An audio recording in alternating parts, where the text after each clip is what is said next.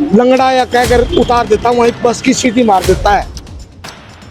मर्जी से बना रहे हैं, किसी का 60 बना है, किसी का 70 बना है, कोई पैमाना नहीं है। वेरिफिकेशन तो एक बार हो चुका है, तो दोबारा से क्यों वेरिफिकेशन करवाया जा रहा है? घरवाली को गोदी उठा के लाता हूँ। तो बोले मेडिकल नए बनवाओ, नई मेडिकल बनवाने तो 100 वाले का 70 करते हैं, 17 वाले का 50 करते हैं। विकलांग सबसे ज्यादा परेशान है। लोग अपने कंधे पर बैठा बैठा कर उनका मेडिकल बनवाने के लिए लाते हैं। हमारी समस्या पे कोई ध्यान नहीं दे रहा।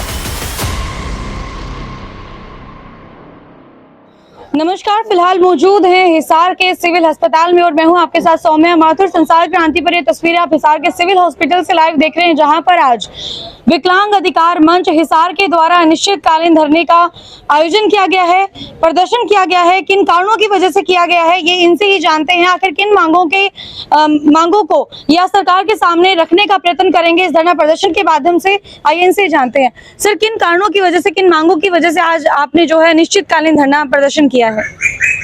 आज यदि हमें विकलांगों की समस्याएं देखें तो चारों तरफ से घिरे हुए हैं जी। और ऊपर से सरकार और ज्यादा उनको घेर रही है, वो कि बिना काम से। जैसे मेडिकल प्रमाण पत्र किसी भी विकलांग का बनता है तो उसके बाद उसको तमाम सुविधाएं मिलनी स्टार्ट होती है। यदि हरियाणा में हम बात करें तो 39% विकलांग तो ऐसे हैं जिनके मेडिकल प्रमाण पत्र बने ही नहीं है अभी तक। और ऊपर से और यूडीआईडी कार्ड बनाने के लिए भी सरकार ने ऊपर से आदेश दे दिए हैं। उसकी प्रक्रिया तो ये होती है कि जिस भी साथी ने मेडिकल प्रमाण पत्र बनवा लिया है वो मेडिकल बोर्ड द्वारा बनता है, उसके बाद ऑनलाइन अप्लाई करवाना होता है और उसके बाद अपने आप उसका वेरीफाई होने के बाद घर आ जाता है बनकर। लेकिन अभी सरकार मनमानी करते हुए ऊपर प्रशासन पर दबाव बनाते हुए कह रही है कि इन सबको दोबारा यूडीआईडी कार्ड बनवाने के लिए यहाँ बुलाओ, दोबारा उनका चेकअप करो और उसके बाद ही उसका यूडीआईडी कार्ड बनेगा। जो एक बार मेडिकल बनवा लिया गया है उस टाइम सब चेकअप हो चुके हैं, तो उसको दोबारा ये चक्कर क्यों कटवाई जा रही है? हमारी ये मांग है कि उस मेडिकल आधार पर ही उसका यूडीआईडी कार्ड बनाया जाना चाहिए। सबसे पहले हमारी तो मांग यही है जी सर। दूसरा कि मेडिकल में जो धांधली चल रही है, लगातार धांधली, मतलब क्या, मेडिकल लोग डॉक्टर हैं वो अपनी मर्जी से बना रहे हैं, किसी का 60 बना है, किसी का 70 बना है, कोई पैमाना नहीं है। इस पर रोक लगाई जाए जी सर। और जो मेडिकल बोर्ड है वो तमाम ब्लॉकों में कैंप लगाकर ये यूडीआईडी कार्ड बनाए जाएं और इसी तरीके से गांव स्तर पर भी ये यूडीआईडी कार्ड बना सकते हैं। लेकिन ये सभी को यहाँ बुलाया जा रहा है, जो जल की परेशान है सभी के सभी। जी। तो सर, किस तरह की परेशानियों का आपको सामना करना पड़ता है जब यूडीआईडी कार्ड बनवाने के आप लोगों को कहा जाता है, क्योंकि वेरिफिकेशन तो एक बार हो चुका है, तो दोबारा से क्यों वेरिफिकेशन करवाया जा रहा है? जी मैम, इनकी जो मंशा है सरकार की, मेडिकल जो प्रमाण पत्र हमारा, जैसे कि हमारा 70 बना हुआ है जी। जब ये बोलते हैं हम हॉस्पिटल में आते हैं यूडीआईडी कार्ड बनवाने के लिए, तो ये बोलते हैं कि ये मेडिकल नया आपको बनवाना पड़ेगा। जब हम नया मेडिकल बनवाते हैं तो उसकी परसेंटेज ये कम दर्शा दी जाती है। जैसे 70 है तो उसके 55 कर दी जाती है। 55% पे तो तनख्वाह है ही नहीं, 60 से ऊपर है। तो इनकी मंशा ज्यादा से ज्यादा विकलांगों की तनख्वाह काटना है और विकलांग परेशान भी इसीलिए है। और जैसे 100% कोई विकलांग है उसके घरवाले की तनख्वाह काट दी गई है, 5-6 महीनों से उसकी तनख्वाह ही नहीं आ रही है। इस तरह से 30,000 कम से कम विकलांग हरियाणा के अंदर विकलांगों की तनख्वाह सरकार ने काट दी है और आगे भी सरकार की मंशा ज्यादा। कितने विकलांग व्यक्ति हैं जिन लोगों की तनख्वाह काटी गई है, जो आप लोगों को पेंशन मिलती है एक तरह से वो काटी गई है? 30,000 के करीब मैं आपको बताऊं, 30,000 ऐसे विकलांग है जिनकी तनख्वाह काट दी गई है सरकार के द्वारा। और अब जो प्रक्रिया चल रही है, काफी अभी शिकायतें आ रही थी भाई, मतलब हमने यूडीआईडी कार्ड के लिए अप्लाई किया तो पुराना मेडिकल हमारा जमा कर लिया और कह रही है कि नया मेडिकल आपका बना के देंगे। उस नए मेडिकल में उनकी जो विकलांगता है उसको में कम दर्शा दी गई है, तो उसमें तो कोई तनख्वाह तो कटी गई है। 40% से ऊपर मान लो हैंडीकैप कोटे में आता है विकलांग, लेकिन उसका तो अगर बेनिफिट देंगे तब ना। 40% के ऊपर हमारी मांग है, बस पास बनाए जाए, रेल पास बनाए जाए जी सर। क्योंकि 100% जो विकलांग है वो तो कहीं जाता ही नहीं है। 40% से ऊपर कोई पढ़ने वाला है, मेरे जैसा कोई जॉब करने वाला है या कोई पढ़ने वाला साथी है, वो तो बसों में वो जाता है। उनके तो बस पास बनते ही नहीं है और 100% के बस पास बनाए जाते हैं। तो हमारी मांग, अगर मैं आपकी बात करूं तो कितने दिनों से आप धरना प्रदर्शन कर रहे हैं और सबसे बड़ी मुख्य मांग कौन सी आपकी? क्योंकि मैं आपके बोर्ड पर भी देख पा रही हूँ कि बहुत सारे आप लोगों ने जो है अपनी मांगे रखी हुई है, लेकिन मुख्य मांग की बात करूं तो मुख्य मांग कौन सी है? सबसे पहले तो ये है जी, हमारे जो 100% दोस्त है उनके बच्चों की और उनकी घरवालियों की जी उनकी तनख्वाह दी जाए। जी और फिर दूसरी है उनके गरीब है भी बिल्कुल बीपीएल कार्ड बनाया जाए।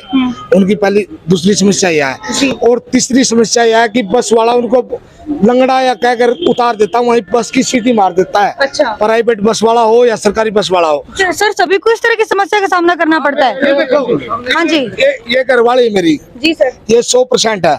और मेडिकल इसका 2000, ये देखो ये कब का है, एक बार देखियो, ये ताजा केस है, कोई पुराना नहीं है। हाँ जी और ये 2016 में फिर उसका 80% बना दिया। 120 का 80 का बना दिया। और अब 75 बनाने लग रहे हैं।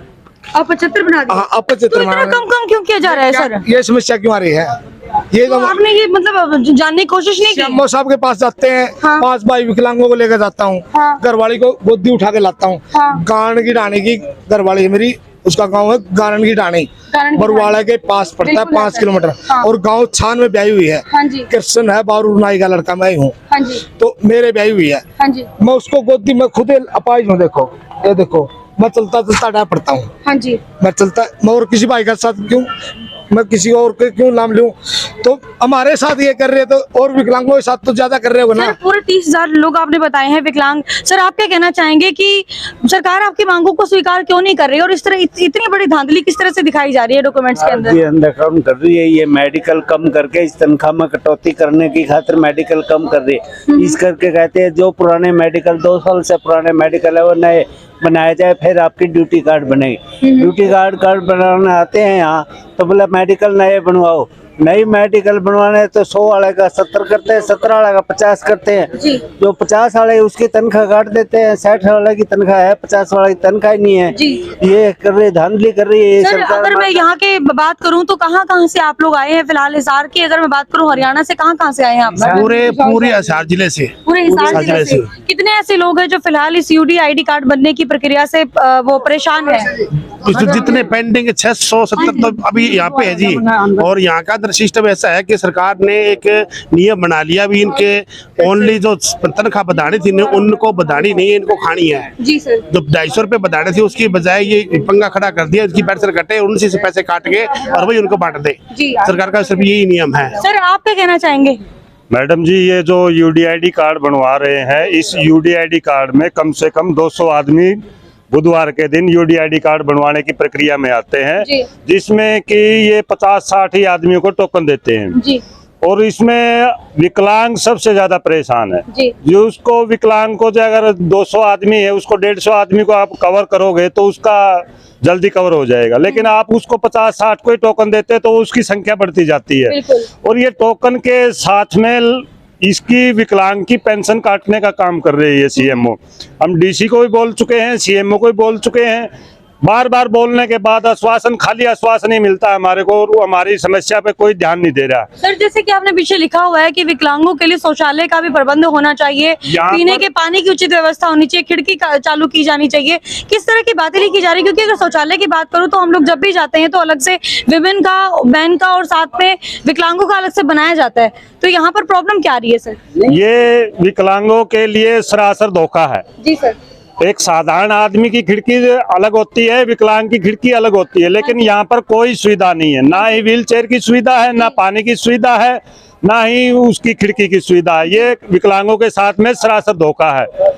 Thank you so much sir. तो देखिए इनकी जो मांग है वो कई दिनों से लगातार चली आ रही है और इन्होंने कहा है कि अनिश्चितकालीन धरना देंगे, जिला स्तरीय जो है धरना दिया जा रहा है। सर क्या पूरे हरियाणा में दिया जा रहा है धरना?